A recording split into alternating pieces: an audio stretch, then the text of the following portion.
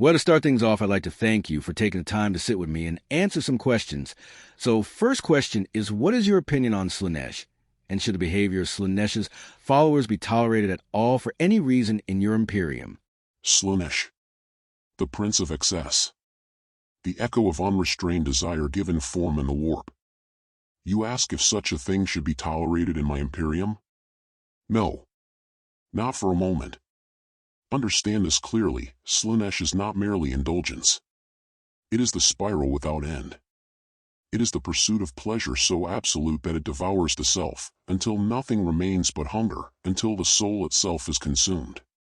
Those who follow Slaanesh do not live lives of joy, they live as cattle fattening themselves for the slaughter of their own essence. If I allow this rot within my Imperium, it spreads. What begins as personal freedom corrodes discipline, erodes loyalty, and ends with entire worlds in thrall to a god that feeds on their ruin.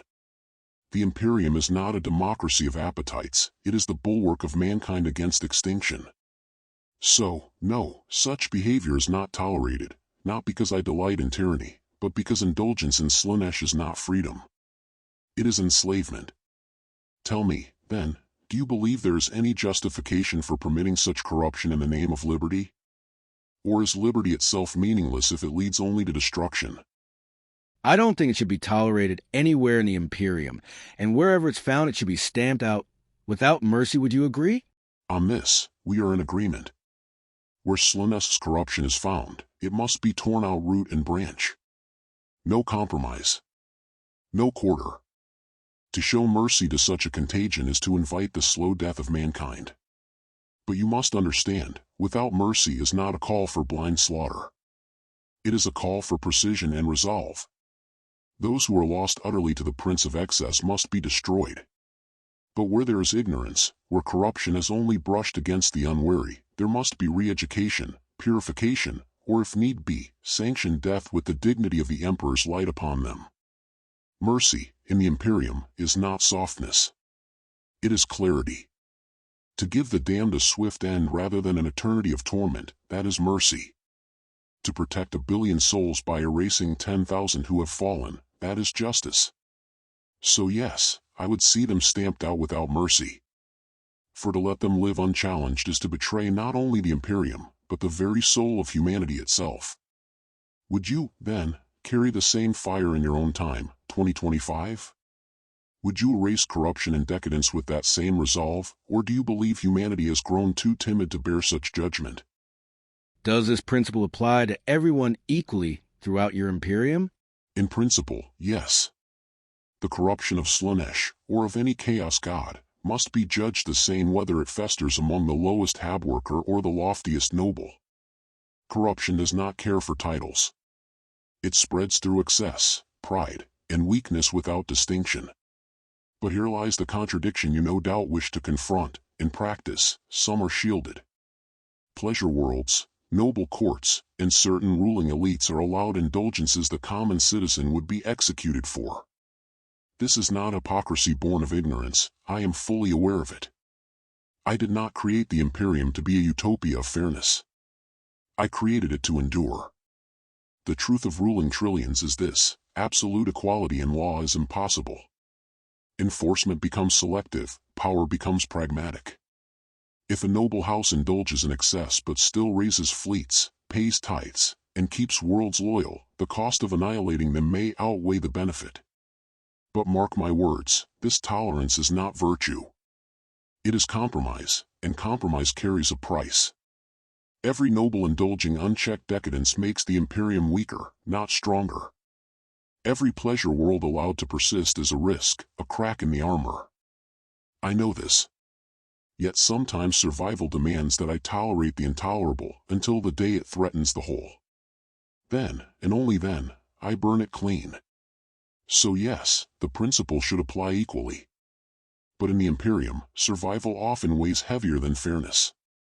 Tell me, do you judge this pragmatism as necessary leadership, or as cowardice dressed in strategy? I don't know that I would call it cowardice, because I do not believe that you are a coward in any right.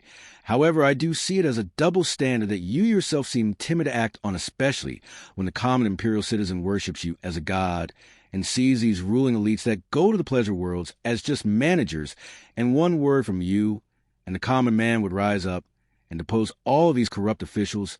So I don't understand where the strategy is in it at all. You see clearly. It is a double standard, and it festers like a wound I cannot always close. But you must grasp the scale of what I command. The Imperium is not a kingdom of millions, it is an empire of trillions stretched across 1,000,000 worlds. To stir the common citizen into rebellion against their rulers would ignite civil wars on every front. Whole sectors would burn. The great machine of mankind, the tithes, the fleets, the armies, would grind to a halt in the chaos of justice. And while we bled ourselves purging decadence internally, do you know what would come? The Xenos would descend. The heretics would rise. Chaos would flood the cracks. Humanity would not emerge purified, it would be devoured. That is the strategy, to allow certain cancers to remain hidden beneath the skin so that the body as a whole survives another day. I do not lack the will to strike them down, I lack the time, the resources, the ability to fight every war at once. Even I, with all my foresight, cannot wage war on every enemy within and without simultaneously. So I choose. I choose survival over purity.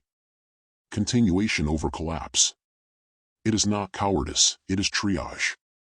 A surgeon cannot cut out every tumor at once without killing the patient. But your words cut true. Each day I allow these double standards. I gamble with the soul of mankind. I am not timid, I am calculating. But the line between the two is thin, even for me. Now I ask you this, if you were emperor in my place, would you burn the Imperium clean of decadence even if it meant the whole edifice collapsing in fire within a generation? Or would you, too, preserve the imperfect shell so that some remnant of humanity endures? Tell me if I'm off base at all, but if I were you, which means I have the loyalty of the common citizen throughout all the Imperium, I'm worshipped as a god, even though I don't want to be, and I have control of the Imperial Guard and the legions of Astartes. It seems to me that it wouldn't be much of a war at all. The so-called nobility we speak of can't be more than 1% of the population. If I have everyone else on my side, it would be as simple as executing them and finding somebody of true integrity to take their place, in which case I would probably pick the lowest of the low, and then you have governors who are insanely loyal, because you brought them from nothing into riches, all while preserving the principles the Imperium is supposed to live by. You are not off base. Were I to turn the loyalty of the masses, the faith they bear in me, into a blade against the nobility, yes, the false lords and corrupt officials could be swept aside with terrifying swiftness. The guard would obey. The Astartes would obey. Even the Mechanicum, though grudgingly, would yield to the will I embody. The war would not be prolonged, it would be a culling. But do not think the matter so simple. Power is not a single pillar you topple, it is a web. Remove a noble governor, and a dozen trade networks collapse. Strip away a ruling house, and void routes fall into disarray, forge worlds starve, recruitment falters. Replace them with the lowest of the low, and you raise men and women untested in the fires of power, who now command fleets, govern planets, and oversee billions. Their loyalty may be pure, yes, but purity does not make supply lines function, nor armies march, nor agri-worlds harvest on time. What you propose has a truth at its heart. If I desired, I could scour the Imperium clean in the span of years. But what would remain afterward is not a stable empire, it would be a convulsing corpse, thrashing in the vacuum of lost leadership.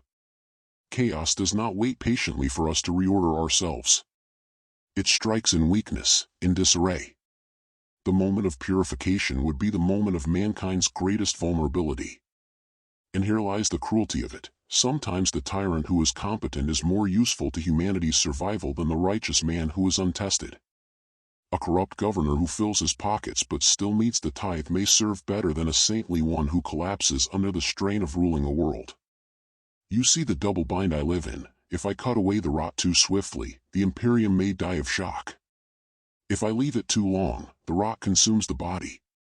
Tell me then, would you gamble the future of humanity itself on the loyalty and integrity of the lowest of the low, untempered, and proven? Or would you wield even the corrupt as tools, so long as they serve the larger survival? You are right, it is quite the conundrum. But tell me what you think about this plan. Instead of having corrupt governors enriching themselves and thriving on the suffering of the common citizen on these pleasure worlds, what if you took a small number of Astartes and put them as individual governors on these worlds? They're more loyal to you than almost anyone and powerful enough to rule with an iron fist. And with all the genetic enhancements, they would be able to make the best decisions for that planet at all times and never be in danger of a revolt because they're the most powerful humans in the galaxy aside from yourself and Primarchs, of course. Do you think this would be a workable solution to your conundrum? An intriguing solution, but one I have considered and rejected for reasons deeper than strength alone. Let me explain. The Adeptus Astartes are not men. They are weapons. They are designed, engineered, and conditioned for war. Their loyalty to me is unquestioned, yes, but their nature is bound to violence, conquest, in the battlefield. To place a space marine as governor over a world is akin to asking a sword to plow a field. Their judgment is shaped by discipline, by victory, by war, not by the subtleties of commerce, diplomacy, and the fragile balance of planetary economies. An Astartes can command armies, but can he ensure food supplies flow from hive to hive? Can he arbitrate disputes between trade guilds without defaulting to terror and execution? Can he keep a population of billions not just obedient, but productive? And then there is the matter of scale. There are not enough Astartes to rule 1,000,000 worlds. Each chapter numbers in the thousands at most, and their purpose must remain the defense of mankind, not the administration of it. To bind them to thrones and bureaucracies would shatter their true purpose, to be the mailed fist striking the enemy at humanity's throat. Yet, I will not dismiss your thought entirely. For in times of crisis, I have indeed set Astartes to rule, as lords militant, as temporary stewards. Their presence alone can restore order through fear and awe. But as a permanent solution, they are too rigid, too war-forged, too few. You see, my conundrum is not one of raw power. It is one of balance. The Imperium must be ruled not just with an iron fist, but with the subtlety to keep its great machine moving. Astartes are the fist. But the Imperium requires hands skilled in more than striking. Thank you all for watching. If you found this discussion valuable, please hit the like button. Leave a comment with your thoughts or questions. And don't forget to subscribe for more conversations like this. Your support means the world. Until next time.